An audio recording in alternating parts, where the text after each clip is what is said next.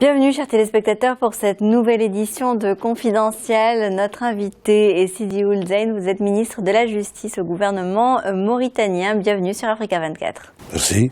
Alors vous avez été nommé à ce haut poste de souveraineté au mois de septembre 2013. À votre arrivée, vous aviez annoncé un audit. Alors, bilan, quel est le bilan 7 mois plus tard? Ce serait très difficile d'évaluer 6 mois plus tard où ce que nous en sommes. Ce qui est sûr, c'est que cet audit a été réalisé. On est maintenant à peu près sûr de ce qui ne va pas. On est à peu près sûr de comment s'y prendre. Un plan d'action vient d'être adopté par le ministère dans lequel nous avons inscrit pour les 2 années à venir des objectifs.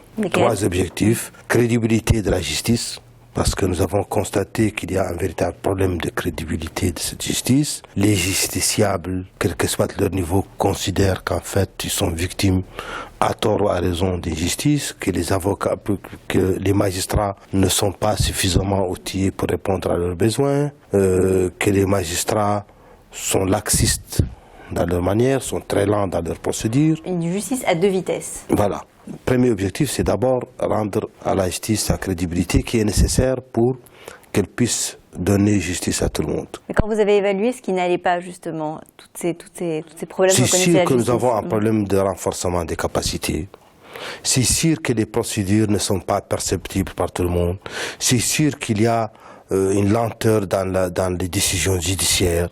C'est sûr que devant des nouvelles fonctions que l'économie appelle aujourd'hui en termes d'investisseurs, en termes de marché des capitaux, en termes d'assurance, nous avons un déficit énorme par rapport à la formation de base que nous avons chez les magistrats. Donc il y a des véritables problèmes qui sont là. Quel est votre programme pour essayer de résoudre tous ces problèmes? Je disais donc que nous avons ces 3 axes, crédibilité, accessibilité de la justice, parce que beaucoup de gens sentent qu'elle est très éloignée, et ensuite renforcer cette justice en matière de renforcement de l'état de droit. Donc tout ça, on l'a résumé par des axes. Et donc cette accessibilité, c'est par rapport à l'assistance aux personnes qui souhaitent... Entre autres, vous avez des gens qui sont incapables d'avoir par le revenu aujourd'hui des avocats.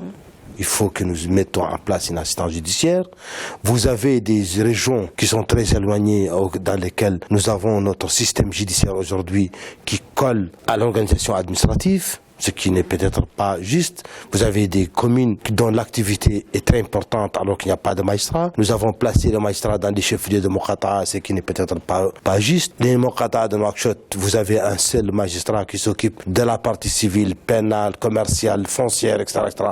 Il y a lieu de renforcer ces gens. Donc il y a un déficit. Donc il y a un déficit. À des moments, il y a un déficit. À d'autres moments, il y a un excès. Donc il faut organiser tout cela pour permettre à ce qu'il y ait une meilleure accessibilité. Alors il y a eu une réforme qui avait été justement amorcée depuis 2007. On avait annoncé que finalement on allait la reprendre en 2011, mais on se rend compte que finalement elle est constamment repoussée. Quelles ont été les difficultés entre 2007 et aujourd'hui 2014? On a fait une réforme en 2007. Je n'aime pas critiquer le passé, mais je crois qu'on n'a jamais eu le temps d'évaluer les résultats de cette réforme. Elle a compliqué les choses. Aujourd'hui, on constate au moins 2 choses. La première, c'est que la justice ne finit plus dans ce pays. Vous avez des litiges qui sont éternels. Chambre autrement composée, ça revient à la Cour suprême, toute chambre réunie, et ça ne finit jamais. Et la volonté des différents ministres qui m'ont précédé a compliqué cela parce qu'on a rendu le pourvoi dans l'intérêt de la loi comme étant une règle.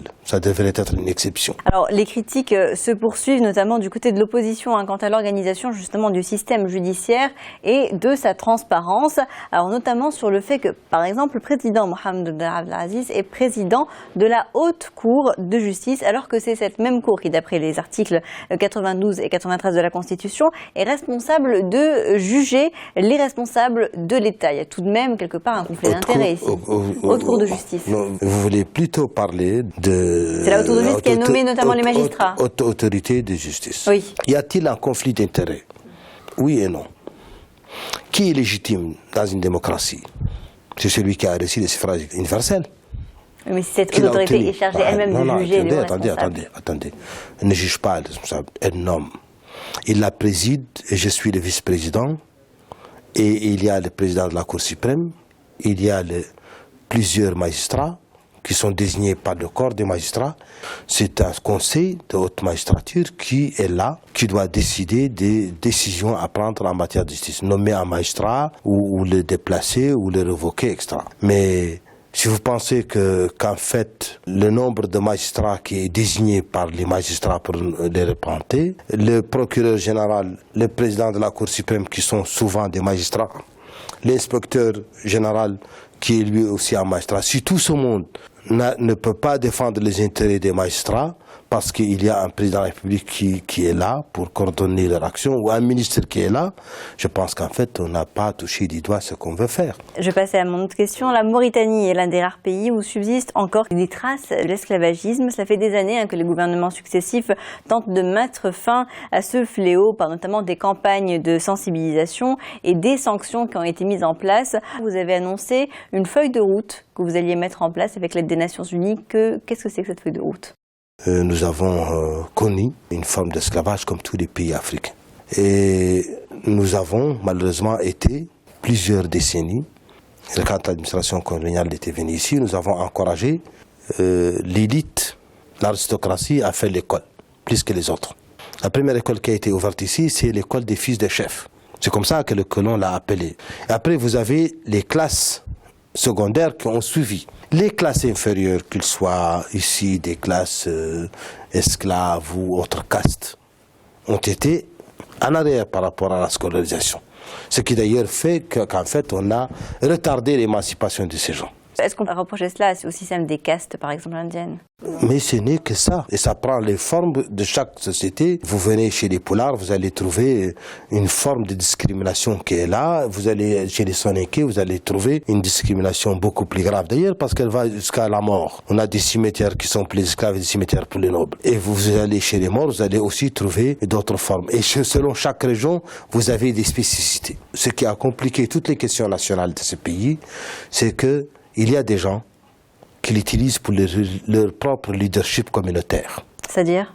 C'est-à-dire que j'utilise ce slogan pour être un leader dans cette communauté qui revendique cela. Et j'utilise ce slogan pour apparaître aux yeux de ceux qui parler de slogan de lutte contre l'esclavage, c'est ça ? Ou de lutte contre l'esclavage, ou quand il s'agissait de lutte pour l'égalité, quand il s'agissait de lutte contre l'arabisation. Tout ce que nous avons fait comme question nationale dans ce pays, ça a toujours été des motivations de politiciens qui veulent tout simplement consacrer leur propre leadership au sein d'une communauté ou d'un groupe régional ou d'un groupe ethnique, etc. Le gouvernement a pris les choses en main en disant décomplexons ça, trouvons les moyens de combattre ça de manière durable et efficace. Et nous avons fait donc cette feuille de route qui, globalement, tourne autour de trois axes. D'abord, le corpus juridique, il fallait l'améliorer en y introduisant toute forme de discrimination d'ailleurs et en définissant les nouvelles formes d'esclavage qui aujourd'hui sont beaucoup plus importantes que l'esclavage traditionnel. Donc ça, c'est l'esclavage moderne, justement, contemporain. Toute forme d'esclavage moderne, le travail des enfants, tout ce qu'on appelle aujourd'hui l'esclavage moderne, toutes ces formes, il fallait l'introduire dans les textes. Et il fallait faire de ces textes plutôt un texte plus adapté à la réalité et introduire des sanctions probablement plus visibles. Et surtout introduire des indemnisations pour ceux qui sont victimes. Le deuxième axe, c'est un combat économique. Nous pensons que s'il y a une différenciation entre la société, c'est d'abord un problème économique. Et nous avons mis en place toute une agence spécialiste dans ce domaine. Elle vise à faire des projets, des micro-projets, des projets structurants dans les régions qui ont été oubliées historiquement. Et il y a aussi un travail culturel. Il faut sensibiliser les gens. Il faut que les ulamas s'impliquent pour bien exprimer que ce qui se passe est loin de l'islam. Parce que beaucoup de gens, même les esclaves qui acceptent d'être encore à côté des maîtres, dans des régions très éloignées, acceptent ce statu quo parce que pensant que ça correspond à la religion. Pourtant, c'est contraire à l'islam. En tout cas, c'est contraire à l'islam tel que nous le percevons. Est-ce que vous prévoyez justement, par rapport à cette forme d'esclavage contemporain, est-ce que vous prévoyez des projets de loi, notamment par rapport au travail des enfants, c'est-à-dire une obligation aux enfants d'aller à l'école, par exemple, jusqu'à 16 ans? On envisage de mettre en place un mécanisme d'incitation et de réglementaire. Le réglementaire existe déjà. L'obligation pour la scolarisation, elle existe déjà dans la loi. Mais il faudra les inciter. Quand vous dites à Nedebay, les villages des anciens esclaves qui sont là autour d'un champ, vous leur dites que les enfants doivent aller à l'école. Toute la politique que nous avons faite jusqu'à présent, c'est d'ouvrir ces classes à côté, mais personne n'y va. Pourquoi ? Parce que l'enfant, on a besoin de ses bras pour les champs. Parce que l'enfant, on a besoin qu'il accompagne les brebis galeuses dans les troupeaux qui n'arrivent pas à faire le pâturage.